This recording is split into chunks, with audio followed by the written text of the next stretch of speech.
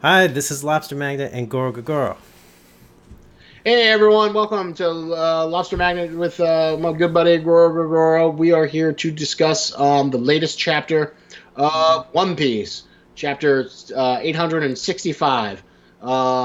This is the big climax of the Topland arc, where we are seeing the Straw Hats initiate their huge plan to try and overthrow Big Mom's Tea Party, save Sanji and Sanji trying to save his family. So Greg, what do you think of this chapter?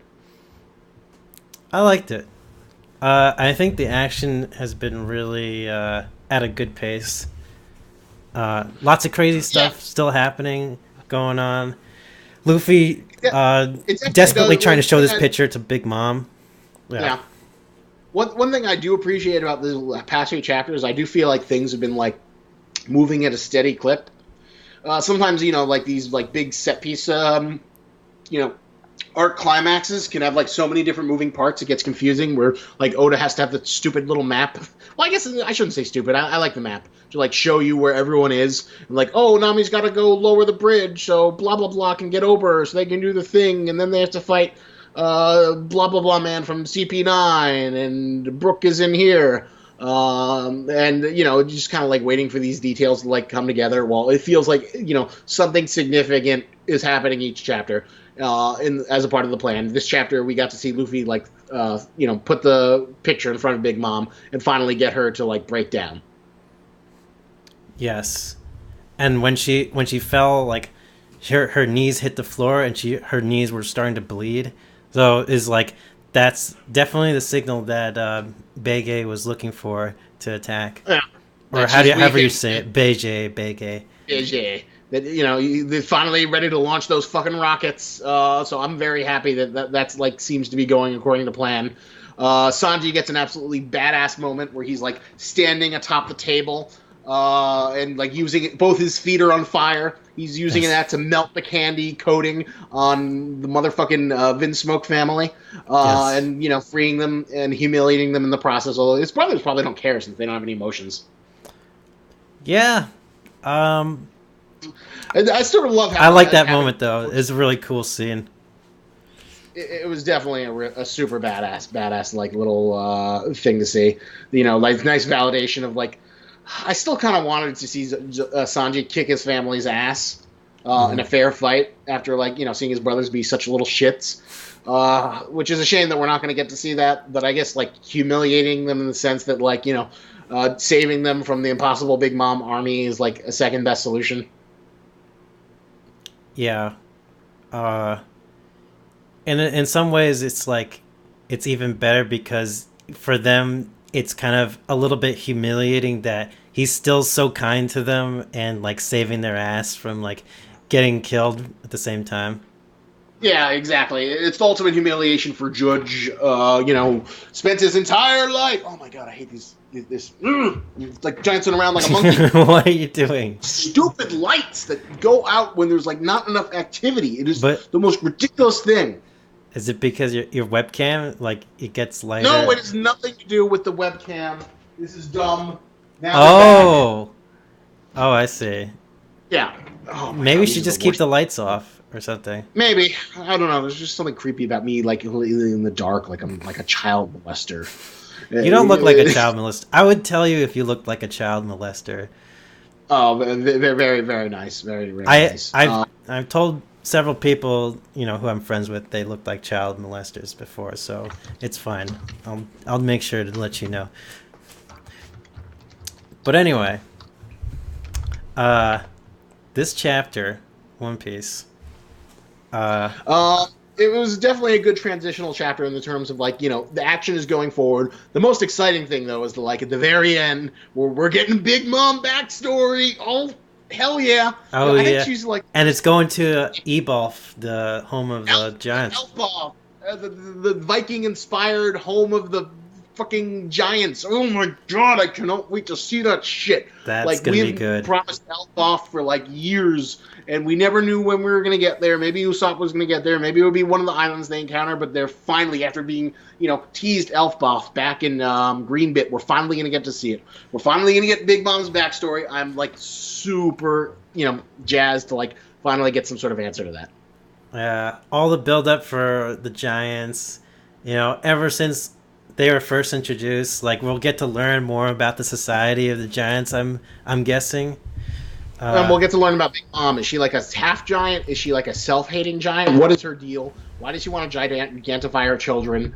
There's obviously she has some big hang-ups about her giant lineage, because she's obviously a giant woman who's like, popped out like 70 bajillion children, and we'll finally learn that story next week, which is, why I'm disappointed that there's like, One Piece is on break, of course. yes. But Oh, it's going to be on break, right? He probably yeah, has to yeah. figure out the backstory for No, I don't Olaf know and stuff. about that. Oda has like something in his contract now where because he's been doing One Piece for like 20 plus years, and the fact that he's like the number one manga and like a national icon You and treasure know, of Japan, that like he's the he ultimate gets treasure of Japan. yeah every like 4 to 5 weeks he gets a break. Yeah, I can see that. I don't disagree with that. I think he's well deserving of something like that. He is a treasure and a godsend, and so yeah, give him his break. Although there's part of me that's just like, no, I deserve all the One Piece. Why aren't there 40 pages a week? Why aren't there 50 pages a week? I want it all now because I am a spoiled, entitled person on the internet, and all you do is to produce for my consumption, my greedy American lazy scanlation consumption that's giving you no money. So you should work harder, Oda. You deserve to give me 52 chapters of manga every week, and I don't give a shit about your family or the fact that you only have to sleep and eat for 3 hours a night because I want One Piece. That's hidden very close to home, Isaac.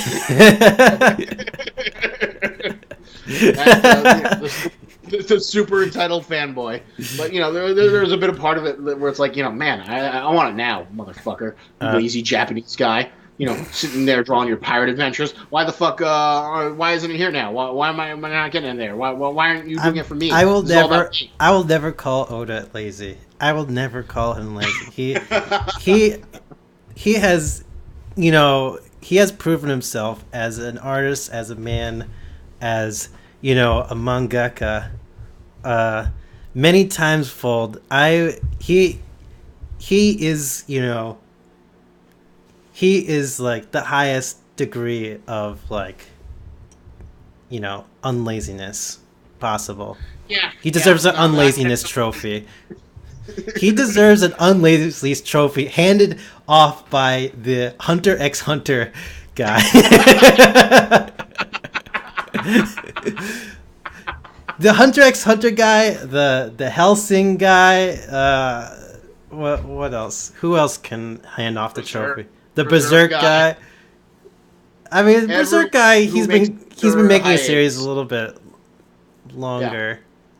Hey, Berserk guy. He can catch a break. He's been working on a series for a long ass time too. But definitely the Helsing guy. Probably the Hunter x Hunter guy as well.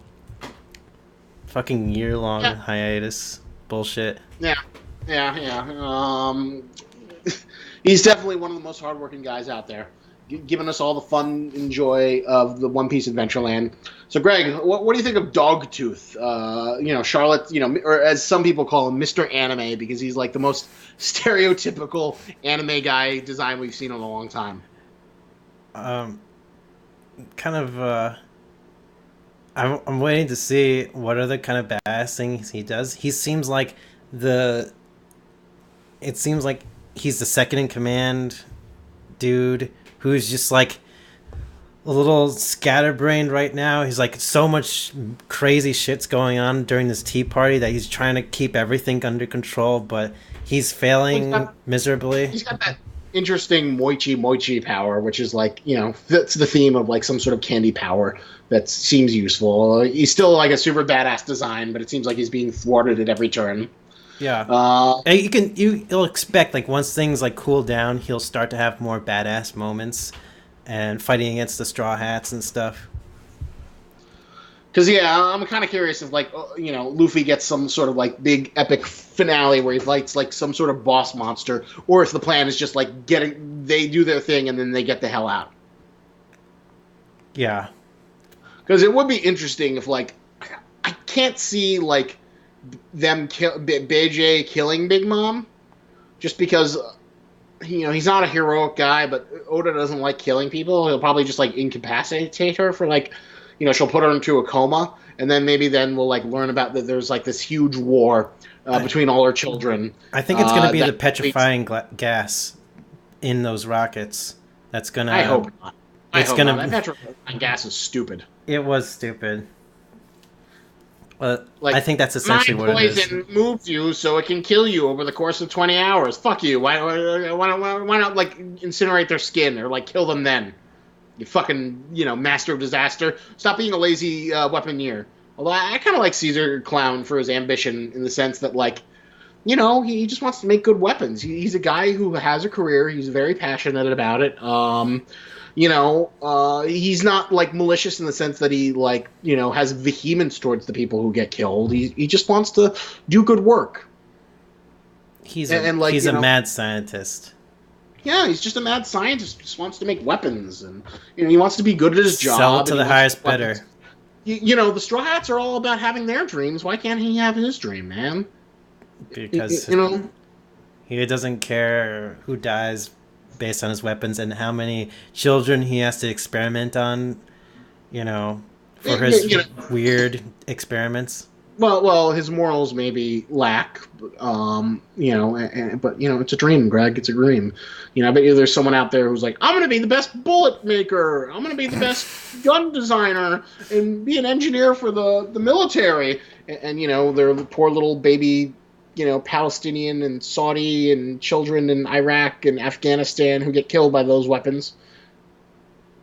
But should he feel bad? Well, maybe he should. Maybe he should feel bad because war is bad. But especially keeping all those kids to be experimented on and then eventually die because they're overgrowing. They're like some kind of weird overgrowth thing happening with them. Well, that reminds me of you ever see whatchamacallit?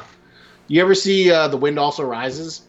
The Wind Also Rises. It's like one of Hayao Miyazaki's last movies where it's basically about this guy who like is like this dream aviator and he builds like the Zero plane or this famous plane from like World War II that the Japanese use. So basically, he's kind of like a mass murderer who makes this weapon that causes countless deaths. But the film kind of portrays him in a heroic light as this genius who just wanted to make really good planes. No, I don't think I've ever heard of that. That's what Caesar Clown is. He's that guy. Okay. No, I don't see him at all as any kind of good character. Or any kind of character with any real, like, relatable aspirations. He's just kind of a douchebag. They're relatable. He wants to build things, Greg. Why do you want to stop him from building things? Don't we like encouraging people in STEM careers? Huh? Do you know how many monkeys we torture in the name of science? Huh? Do you have any idea how many monkeys are tortured so you can enjoy food? Yeah, torturing monkeys is bad still, though. If it makes diseases, and brings scientific progress and helps us cure cancer, are you willing to for your potential? And it's not even animals. He's experimenting on human children. You need to move from animals to clinical humans for tests. Yeah, I think his ambition, willing human subjects, not completely ignorant. Blissfully ignorant test subjects that are going to die, eventually from your experiments. Well, possibly. This is the One Piece world. There are no, there are questionable ethics by the people who are, above. But anyway, I digress on that fun little tangent. I'm still hoping for my Caesar Clown versus Buggy death battle. Oh dear. Essentially. But this is definitely a good chapter. Fun to see things moving along. Fun to see like Sanji get his take his thing to the next level. Greg, do you have any sort of thoughts on what you think about anything else you want to add about this chapter or observations? Um, Not really. I think this chapter is pretty straightforward. We're getting to the next progression of, Big Mom's like backstory, which should be really interesting. Um, I'd like to definitely explore that, and we may be coming to a really we may be coming to a close on the whole Big Mom arc. We're definitely coming to a close, but I think we still got a lot of chapters. I think we got most 20 chapters, maybe 15 or 10 chapters. Mhm. This is definitely the climax. We're definitely going to see them get out of there. We'll get some wrap up. This flashback can go on for who knows how long, but it definitely does feel like we're getting towards the end of this, Yeah, definitely, and it's almost time to return to Wano. which will be exciting. And then they'll Oh get yeah. their poneglyph etchings, and Robin's gonna look at them, and she's gonna be like, "Oh, this is like history in the making. I can see the all the history of the world on these poneglyphs and stuff, and I'm gonna tell you all the mythos of One Piece and everything. Now that I have these poneglyph etchings and shit, it's gonna be good. It's gonna be really good. I'm excited." Yeah, I'm very excited for Wano. Wano's going to be a big one. I feel like we're going to see all the supernovas all, unite against Kaido. We're going to get some sort of big epic final. Hopefully, Luffy doesn't beat Big Mom. It doesn't look like he's able to, and he shouldn't be able to. Like he struggled with Doflamingo. Doflamingo is like kind of like a small fish compared to Yanko. He was basically Kaido's bitch. Um, Luffy needs to earn that victory through, I want to see his arm torn off. I want to see him beaten to a bloody pulp. I want to see him pushed to his limits again. Yeah. And I also want to see pushed to their limits. I want to see Zoro. I feel like we haven't really gotten like see Zoro really like have a hard time in the new world. Oh man, imagine if Zoro versus Kaido was happening like right now during the whole, while they're trying to rescue Sanji and Big Mom. Zoro was fighting Kaido the whole time, or I'd something. be, I'd be kind of disappointed at that. Be like one of Oda's like habit he's gotten into, where it's like, oh my God, Blackbeard versus the Revolutionary Armies. We want to see that. Nope, we don't. We don't even we get kind of vague results off screen. Kizaru versus Akinu over the fate of the Marines. Oh, we don't see that. We just hear about it. They had this really cool, 5-day battle on Punk Hazard that turned it forever into a freezing wasteland and a fiery hellhole. Nope, can't see that. A lot of cool battles. A lot of cool battles that we're not seeing. Okay, fair. But I feel like if that did happen, we'd eventually see flashbacks of some of it as well. I don't know. I think it might still be. It might still be actually pretty cool. Yeah, hopefully, fingers crossed. The biggest thing is that we learned that like supposedly Koji's with the Blackbeard pirates, so I'm really interested to know what his motivation for that is. I almost forgot about that. That's huge. Yeah, that's a huge fucking deal. Why would he join Blackbeard? And oh God, remember we still have fucking Edward Weevil, the Whitebeard's son, out there. Oh God, yeah, that guy too. Oh Good man. old Edward Weevil, 500K or 500 million Shibukai bounty. Although one dumb speculative question: how much do you think a belly is worth in the One Piece world? Do you think it's like yen or dollars? In terms, if it was like turned into U.S. dollars. Yeah, I wonder if that currency is based more off the yen, or if it's supposed to, because basically I think yen is like equivalent to like 1 cent in the U.S. dollar. I think it'd probably be like closer to the yen, maybe. That's what I think too. I feel like it's more like a yen currency than like a dollar currency. But I would love to hear the real life economic value of the One Piece universe. Yeah, that'd be interesting. So, Greg, what would you score this chapter? I enjoyed this chapter too, just like the last one. I give it a solid 8 out of 10. I give it a 7. Maybe I'm a little bit more like harsh. I mean, not that it was bad, but I'm always kind of like I want like the big stuff. I want the Big Mom backstory. I want it now. I want it now. I want it now. Stop like wasting time and get me to the good shit. Just seeing like fun adventure of Luffy stretching his Yeah, arms you to. got to build up to that though. I mean, in a proper way, and I think One Piece does that all the time brilliantly.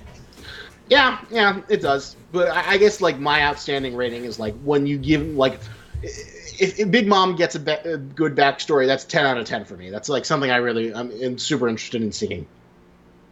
Okay. I'm like dying for Big Mom's backstory, and Oda like when he needs to do a good backstory, he usually hits it out of the park. Okay. Like Law had needed a good backstory, and he gave 10 out of 10 great backstory. Mr. Pink didn't need a good backstory, but he still got one. A surprisingly good backstory for someone who nobody really cares about. Maybe he's gonna show up one day and be like helping the pirates. Be like, because you listened to my story, now Although, I will ally with you. Greg, I have an interesting thing to propose to you. Some people in the One Piece fandom like hate Law Yeah. because they just think he's like a boring cool guy, and like they think he's like boring, and he's like basically the equivalent of like Poochie. Have you ever heard of Poochie? Poochie. It was this old episode of The Simpsons, and basically like they introduced a third character, Itchy and Scratchy, who was like meant to appeal to kids and be like the cool kid. Oh yeah. So, like in the One Piece podcast, the best probably One Piece fan focused podcast, they talk about like how they hate on Law and how they think he's a boring character, and they kind of hate how he's like gained so much prominence in the past few years. I disagree. I enjoy Law. I think it's like fun to have like a legitimately badass character to contrast with like the general goofiness of the Straw Hats and their opponents. That like Yeah. genuine badass characters are kind of like so rare, or traditionally badass characters are Mhm. so rare in the One Piece lore that when you have one, it feels like a breath of fresh air. Yeah, and when you see a badass character being like humiliated over and over again because he's associated himself with the One Piece pirates, the Straw Straw Hat. Hat pirates, like that to me is just like very entertaining Yeah, to yeah, to that was see. pretty great when like Chopper is like tied to Law's head. You know, every moment he is with the Straw Hats, he's like you see his character getting more and more humbled. He's just, like associating with all these like goofy ass characters, you know, when he's trying to give off this persona of like I'm a super badass who does room and surgery and shit, and I've got this you know badass backstory of being hunted down because of disease or some shit Yeah, like yeah. that. This economically poor country, and everyone's poisoned and struggling in this vicious civil war. Where all my family was killed, and I, survived by putting myself in a box full of, corpses. Yeah, Motherfucker, I have every reason to be, kind of have a grim outlook on the world. yeah. He's very emo character, I feel. Maybe that's what people kind of like hate. They don't like the fact that they have like this emo character. Although he's never angsty though. He's not angsty. He's like sort of outgrown angst into like Yeah, he's some just kind of he's just ambition. kind of glum and very pragmatic, which is it's fun to hear. See, Yeah. just a sort of like kind of like bitter pragmatist, Yeah. who's of course like swept up in the forever sunny, Straw Hat Pirates. That makes me wonder how what's his name? God, why am I blanking on his name? The Fishman guy. Oh, Jimbei? Jinbei. How Jinbei's going to interact with the rest of the crew. He doesn't seem like a silly character at all. He's also No, kind he's of like another grounded character. serious. I've heard some complaints about they just think he's boring, but I like having like an uber competent person who can like serve as like a backup to help out the Straw Hat heavy hitters. He does seem like he's kind of a very he does seem like he could be a boring character, but at the same time he does add that level of. I mean, he just would balance things out. I think on the Straw Hat crew. I Well, mean, yeah, here's an interesting question though. I was talking about this with Scott ages ago, and we suspected this is the reason why he didn't join the crew initially. Was that like, he would outshine Zoro and Sanji, and like kind of be like the number two strongest person of the on the crew, and one of the reasons why his like introduction was delayed so they could kind of like power up and get more powerful. Maybe, maybe. Just think about it. He's the only one who does fisherman karate competently, and he's pretty badass. He can like mold water, shoot water spears, do all this like cool shit with water, summon animals. He's a pretty competent guy to have around. Even when he's not in water, his fisherman karate is pretty badass. That's a good point. Yeah, I could see that. They gave him some reasons, like he wanted to return to Fishman Island and stuff. I don't know what his reasons were actually. I don't really understand Jinbei's motivations a lot of the time. Well, he had to do shit for Big Mom because he was still technically affiliated with her crew, and he also was in that side story where he had to go capture Caribou. Yeah, but it all seems very vague. Like, why is he associated with Big Mom in the first place? Because he Well, needs. oh come on, remember? Because Big Mom like claimed Fishman Island as her territory, and he was eternally grateful to her for that because it stopped, because it was lost as Whitebeard's territory. Okay, yeah, yeah, yeah. Now I remember. Okay. Yeah, that makes sense. Curious, there's more to Jinbei. Like, why now? Why is he being allied with Luffy now? Can Luffy protect Fishman Island? No, absolutely not. Luffy is a limited crew. Well, maybe he could with the Straw Hat Armada. He could like send people. Because that was Jinbei's main motivation for why he was serving Big Mom, right? Because Big Mom was protecting Fishman Island. Yeah. So what's gonna protect Fishman Island now that he's rebelling? Luffy claimed Fishman Island at the end of the Fishman Island arc, and he said, it's mine. I ate all the candy." And then Big Mom kind of went to war with him, but not really.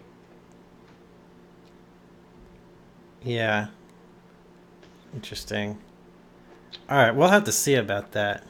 Well, we'll see how it plays out. But I think that's a pretty good covering of this week's chapter of One Piece. Yeah, I agree. So again, let us know what you thought about our thoughts. Did you enjoy this chapter? Do you think it was great? Do you think it was mediocre? Tell us in the comments below. Like this video. We'll probably respond to this comment. And sub to the channel if you find our takes on your favorite manga interesting as we go through the stuff that we like to talk about. All right. Well, until then, see you later. See ya, peoples. Eventually, I'll have